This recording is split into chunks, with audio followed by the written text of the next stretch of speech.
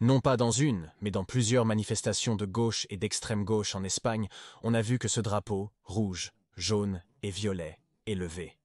Au cas où vous ne sauriez pas ce que cela signifie, cela représente la Deuxième République espagnole, une période de l'histoire du pays comprise entre 1930 et 1939 au cours de laquelle, comme son nom l'indique, la monarchie a été abolie en faveur d'une république unitaire semi-présidentielle. Êtes-vous intéressé à connaître son histoire et pourquoi certaines personnes hissent encore son drapeau? D'accord. Alors restez jusqu'à la fin de la vidéo.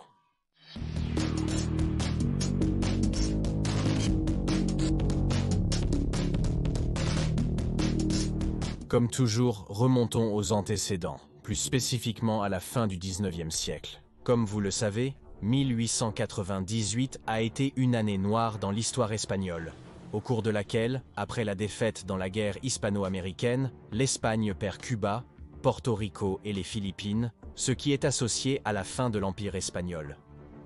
Le règne d'Alfonso XIII traversait alors une période de crise, de mécontentement social et d'instabilité interne constante. Depuis 1923, la soi-disant dictature de Primo de Rivera avait été instaurée, un régime politique autoritaire qui est parfois associé au fascisme.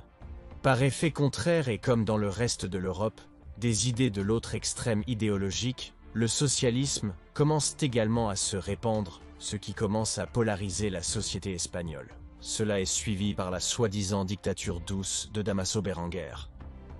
C'est ainsi qu'en avril 1931 ont lieu les élections municipales qui ont donné la victoire aux partis républicains et socialistes dans les principales villes.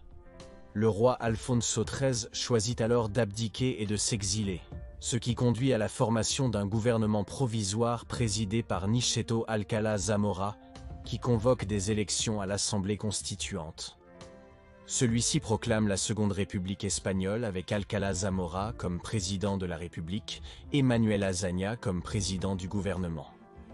C'est ainsi que commence le biennium réformiste qui, comme son nom l'indique, était 2 années pendant lesquelles le gouvernement d'Azaña a entrepris une série de réformes qu'il considérait en faveur d'un pays plus démocratique et égalitaire. Dans le domaine religieux, le pouvoir et l'influence de l'Église catholique ont été limités, déclarant ainsi l'État laïque. Les ordres religieux sont dissous, leurs biens sont confisqués et le clergé est soumis au paiement d'impôts. Il y a également eu une réforme agraire dans laquelle l'expropriation des propriétés des grands propriétaires terriens a été entreprise pour redistribuer la terre parmi les paysans qui en manquaient. En matière d'éducation, l'enseignement public gratuit et laïque a été élargi et l'accès des femmes a été encouragé. De même, les langues catalanes et basques ont été co-officialisées et le statut d'autonomie a été accordé à la Catalogne et plus tard au Pays basque, reconnaissant leur langue, culture et institutions propres. Enfin, avec la réforme du travail, les conditions de travail des ouvriers ont été améliorées et le droit de grève a été reconnu. Une loi sur le salaire minimum et la journée de 8 heures a été sanctionnée.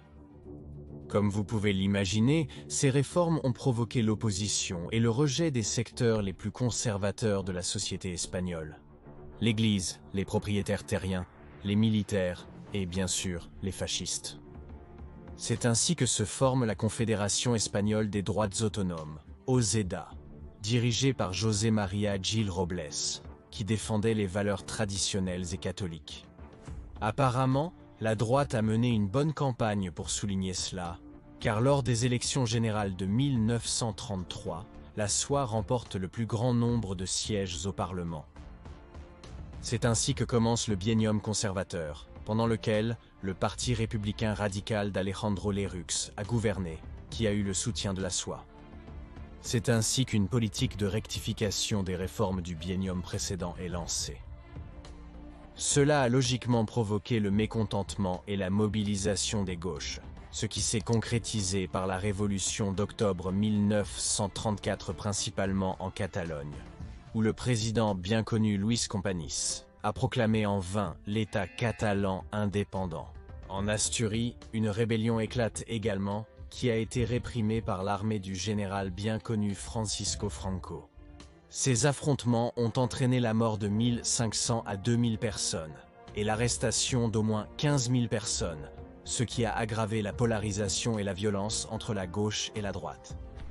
Cela a également pu influencer les résultats des élections de 1936, qui ont donné la victoire au Front populaire, une coalition espagnole formée par les principaux partis de gauche et d'extrême gauche. C'est à ce moment que Manuel Azaña remplace Alcalá Zamora en tant que président de la République et reprend les réformes du premier bien. La droite, quant à elle, l'a accusé de fraude électorale. Cela, logiquement, n'a fait que propager à nouveau la polarisation politique et la violence, et les affrontements entre partisans et opposants du gouvernement se sont multipliés. Cela a conduit à une tentative de coup d'État en 1936 par une partie de l'armée soutenue par la SOA, les monarchistes et l'Église, qui cherchaient à mettre fin à la République et à instaurer une dictature militaire. Cet échec partiel a permis aux insurgés de prendre certaines parties de l'Espagne, tandis que d'autres territoires sont restés fidèles à la République de Manuel Azaña.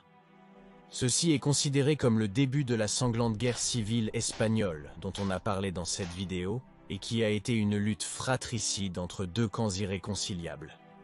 Le camp national ou insurgé, dirigé par Francisco Franco et soutenu par l'Allemagne nazie et l'Italie fasciste, et le camp républicain, dirigé par Azaña et soutenu par l'Union soviétique. Oui, une guerre par procuration entre le fascisme et le communisme. Les affrontements se sont étendus sur près de 3 ans et ont eu un coût humain et matériel très élevé. Les estimations indiquent que 500 000 personnes ont perdu la vie entre combattants et civils, en plus de milliers d'exils, de prisonniers politiques et de disparus. La guerre civile a penché en faveur du camp national ou rebelle, tandis que le camp républicain s'est de plus en plus isolé car le soutien de l'URSS était limité et les puissances occidentales ont décidé de ne pas intervenir. Le 1er avril 1939, les troupes franquistes entrent à Madrid et défont le dernier bastion républicain.